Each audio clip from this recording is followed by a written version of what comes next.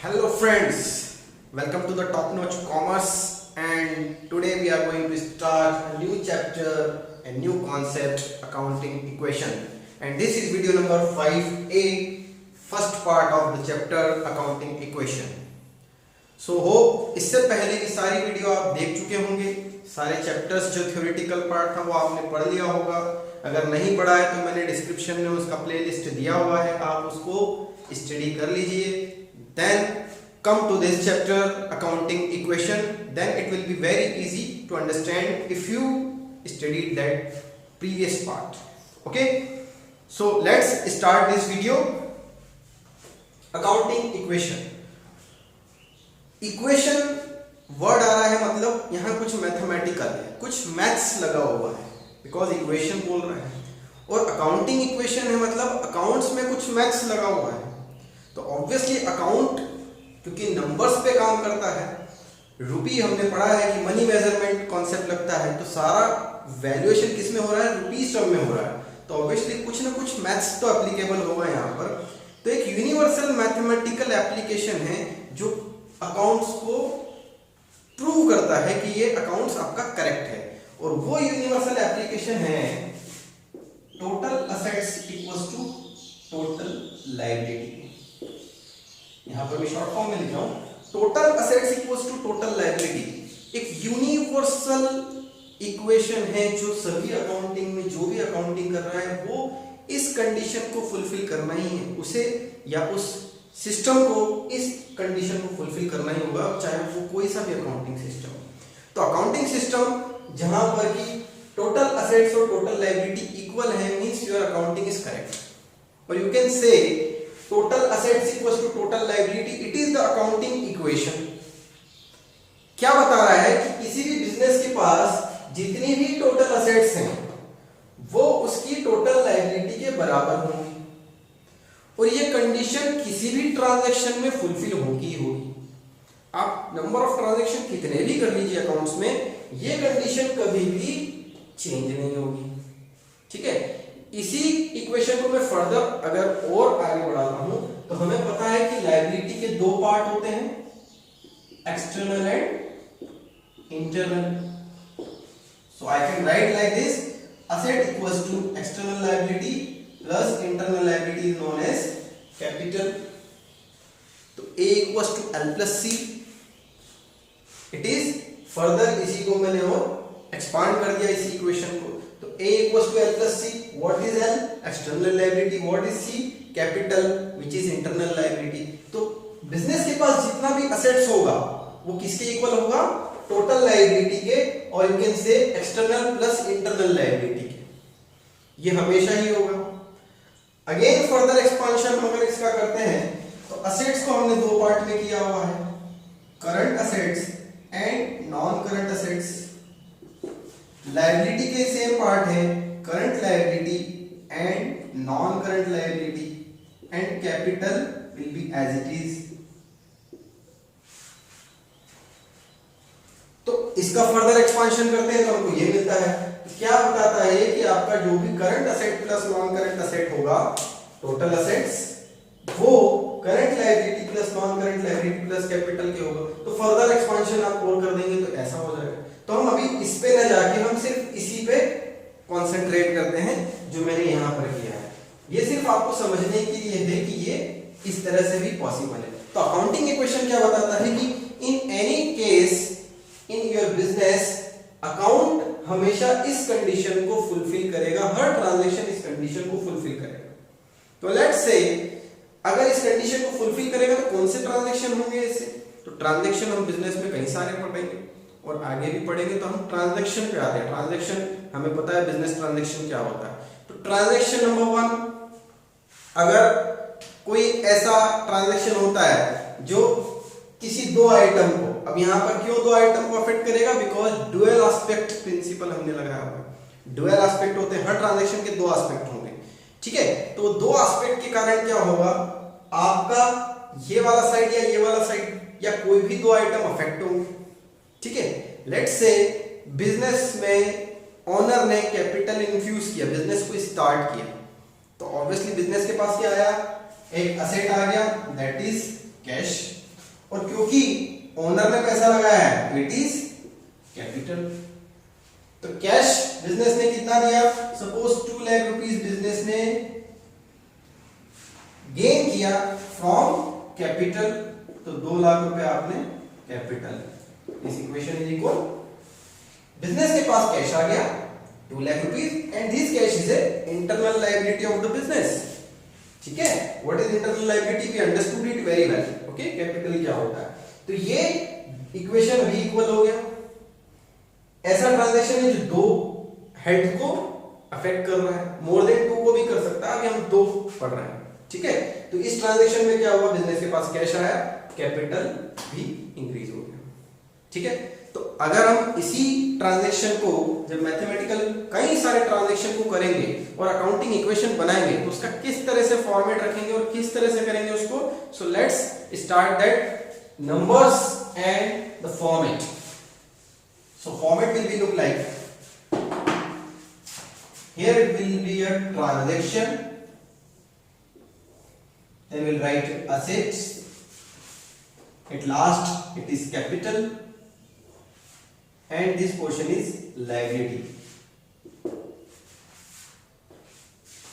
Now first transaction,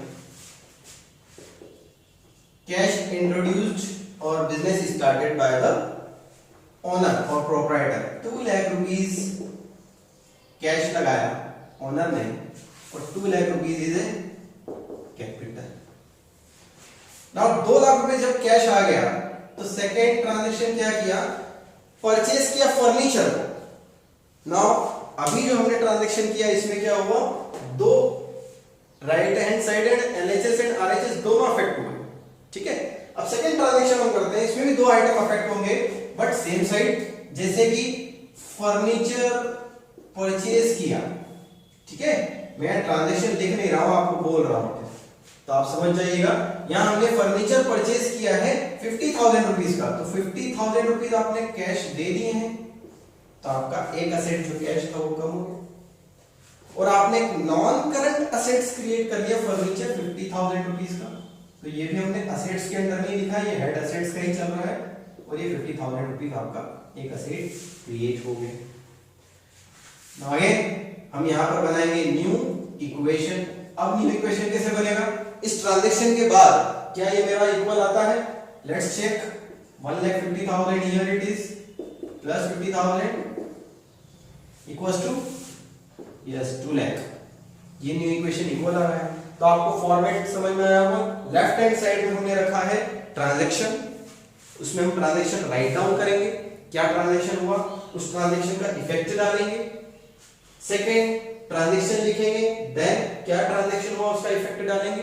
and जब 2 transaction हो जाएंगे तो आपको 2 ट्रांजैक्शन के बाद न्यू इक्वेशन क्रिएट करना है और न्यू इक्वेशन में हमेशा ही चेक करना है कि ये दोनों साइड इक्वल होनी चाहिए। ठीक है, so this is the transaction. Now transaction number 3, let's say goods purchase. अब बिजनेस स्टार्ट किया, फर्नीचर हमने खरीद लिया, फिक्स असेट हमने खरीद लिया। अब गुड्स परचेज किए हैं और गुड्स हमने परचेज किए हैं 25,000 के, तो 25,000 हमने कैश दे दिया और हमारे पास another asset it is goods create हो गया 25,000 का।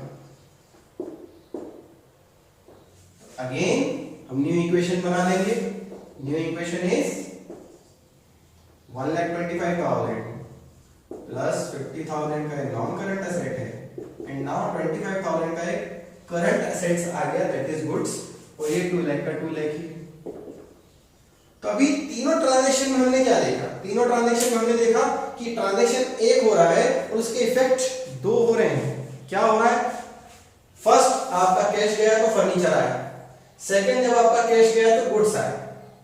ठीक है, थर्ड अब मैं अगेन एक और परचेज करता हूं, अगेन गुड्स परचेज किए और अब हमने परचेज किया है क्रेडिट पे।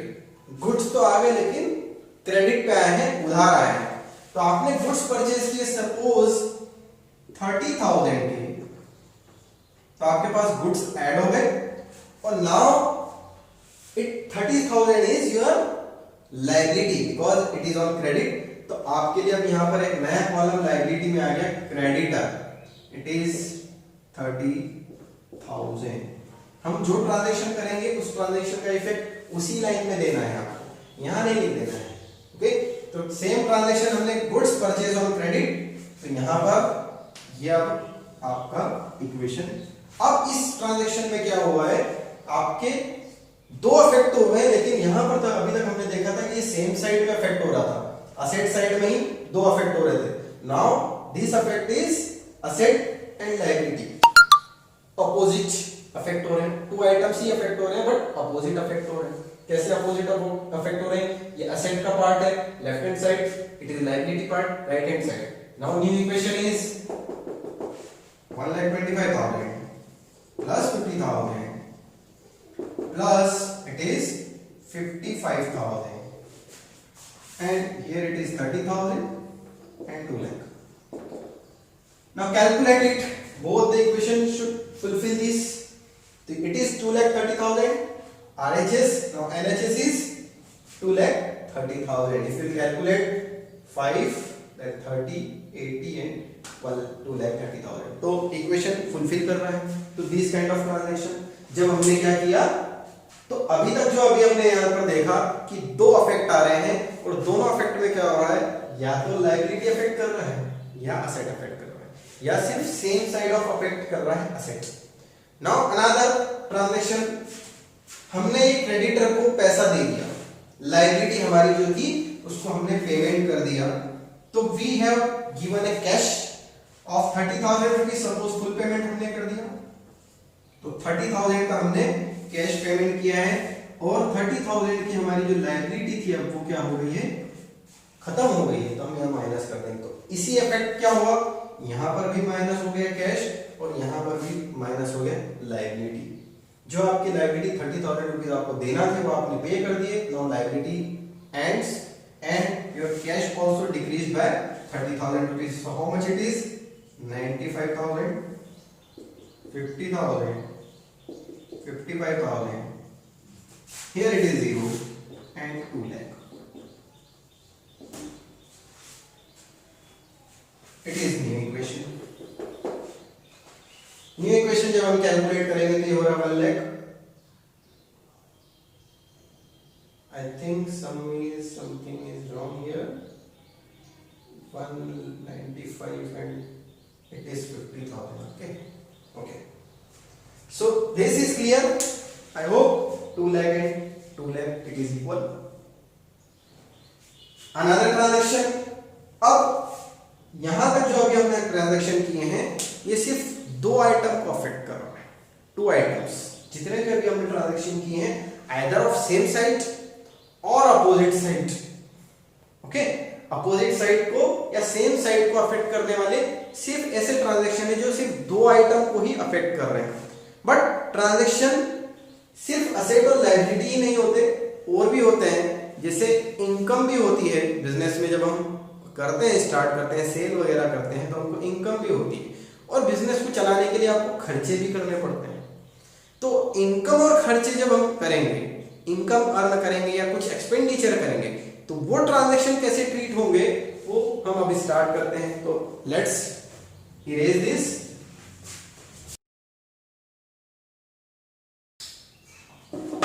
So to start with same equation, first equation is same, 2 lakh rupees capital introduced. Now second transaction is goods purchase and goods purchase on credit, suppose 30,000, here it is creditor is 30,000 and you made a new equation here,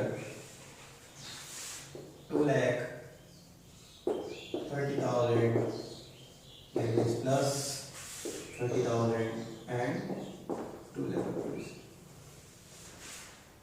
मैंने capital यहाँ पर separate क्यों किया है, क्योंकि capital में सिर्फ एक ही कॉलम होता है, तो instead of writing a plus I like to separate it by the straight line.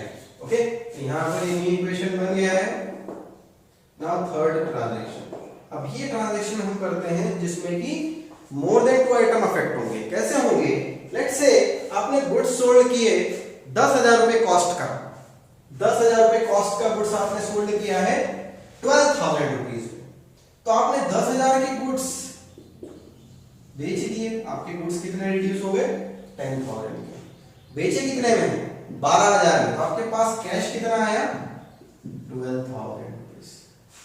ना इक्वेशन इम्बैलेंस हो रहा है, ठीक है, कितने रुपीज से यहां पर 10,000 का माइनस हुआ और प्लस 12,000 का हुआ, 2,000 रुपीज आपने गेन किया है। तो जब 2,000 रुपीज आपने गेन किया है एंड गेन जो होता है वो बिजनेस का होता है, वो किसको जाता है ओनर को जाता है। तो ये जो गेन है हम कहां जा डाल देंगे इस गेन को, इस 2,000 को हम कैपिटल में प्लस कर देंगे। तो जो भी गेन एंड इनकम होगी वो कैपिटल में प्लस हो जाएगी। Why so, because business owner is the sole proprietor, is the sole owner of the business and he is invested in the business because he want to earn profit or gain। तो जितने भी gain होंगे वो सब के सब gain किसको मिलेंगे कैपिटल को मिलेंगे, मतलब हम किसके अकाउंट में डाल देंगे ओनर के अकाउंट में डाल देंगे, और जितना भी लॉस और एक्सपेंडिचर होगा वो क्या करेंगे हम कैपिटल से माइनस करेंगे। तो इट इज गेन, हमने गेन का एग्जांपल देख लिया और अब हम इस पर न्यू इक्वेशन बना लेंगे। तो न्यू इक्वेशन बना लिया, हियर इट इज 2,12,000 क्योंकि आपके पास कैश आया है और आपका गुड्स अब 20,000 का ही रह गया है। Here it is again on liability, so it is 30,000 and 2,02,000। Now fourth equation, fourth transaction हम करते हैं। फोर्थ ट्रांजैक्शन में हमने रेंट दिया, रेंट पे किया, बिजनेस का हमने कोई शॉप ले रखा था, गोदाम ले रखा था, उसका रेंट हमने पे किया, से 6,000 रुपीज रेंट हमने पे किया। तो 6,000 आपने पे किया है and this 6,000 is reduction in cash, आपकी असेट्स में से रिड्यूस हो जाएगा कैश। और जो रिडक्शन इन कैश है because it is an expenditure, तो दूसरा इफेक्ट क्या होगा, ये 6,000 आपका कैपिटल से रिड्यूस हो जाएगा, बिकॉज बिजनेस के अंदर जितना भी गेन होगा वो अगर हम ओनर को देंगे तो जितना भी लॉस होगा वो हम ओनर की कैपिटल से लेस कर देंगे। तो 6,000 रुपीज जो आपने रेंट पे किया है वो आपने कैपिटल से रिड्यूस कर दिया। Now it is 2,06,000, 20,000, 30 and it is 1,96,000, 96 euro, okay, it is the new equation again is fulfilled, it is 2,26,000, it is also 2,26,000, ठीक है। तो अभी तक आपका इक्वेशन बैलेंस हो रहा है। अब जो हमने किया, हमने देखा एक ट्रांजैक्शन कितने आइटम को इफेक्ट कर रहा है, 3 आइटम को इफेक्ट कर रहा है। देखा हमने यहां पर इस आइटम पे हमने देखा कि 1, 2 एंड 3 आइटम्स को, मोर देन 2 आइटम्स को अफेक्ट कर रहा है, और भी ज्यादा मोर देन 2, यहां पर 3 हुए हैं, 4 भी हो सकते हैं, 5 भी हो सकते हैं, ट्रांजैक्शन के ऊपर डिपेंड करता है। तो हम लेंथी ट्रांजैक्शंस जो है वो हम आगे बढ़ेंगे। अभी हमको बस इतना समझना है कि अकाउंटिंग इक्वेशन काम कैसे कर रहा है और हम इसको कैसे ट्रांजैक्शन को इस तरह शो करेंगे, प्रेजेंट करेंगे। अगर आप एग्जाम में लिखेंगे तो आपको किस तरह से शो करना है। यहाँ पर मैंने ट्रांजैक्शन का कॉलम छोटा बनाया because of the size of the board. आपको यहाँ ट्रांजैक्शन लिखना है कि ट्रांजैक्शन क्या हुआ है। मैंने यहाँ सिर्फ नंबरिंग कर दी है, तो उस ट्रांजैक्शन को देखते हुए हम नंबरिंग करते हुए भी इसको कर सकते हैं। तो ये पार्ट जो आपका है पार्ट ए, इसमें हमने क्या समझा कि ट्रांजैक्शन जो होंगे वो जब भी होंगे आपका अकाउंटिंग इक्वेशन क्या होगा, हमेशा इक्वल आएगा, a equals to l plus c ही होगा। Okay, this is plus. ठीक, तो मिलते हैं नेक्स्ट वीडियो में जिसमें कि हम और अकाउंटिंग इक्वेशन की बात करेंगे और जो कुछ स्पेशल और नए ट्रांजैक्शन के साथ हम उसको समझेंगे। So if you like this video, subscribe it, share with your friends, and if you have any doubt, comment in a comment box. Thank you very much.